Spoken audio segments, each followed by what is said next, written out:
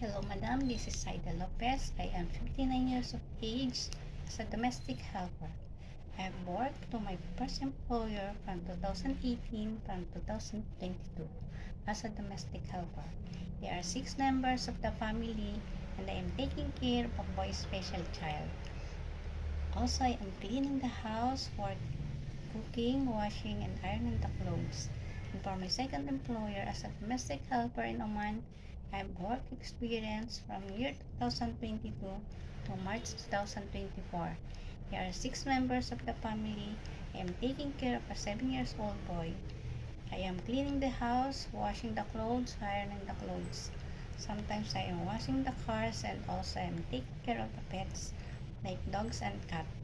Also, I have work experience in the Philippines as a babysitter for a newborn baby until he grew up until 5 years old.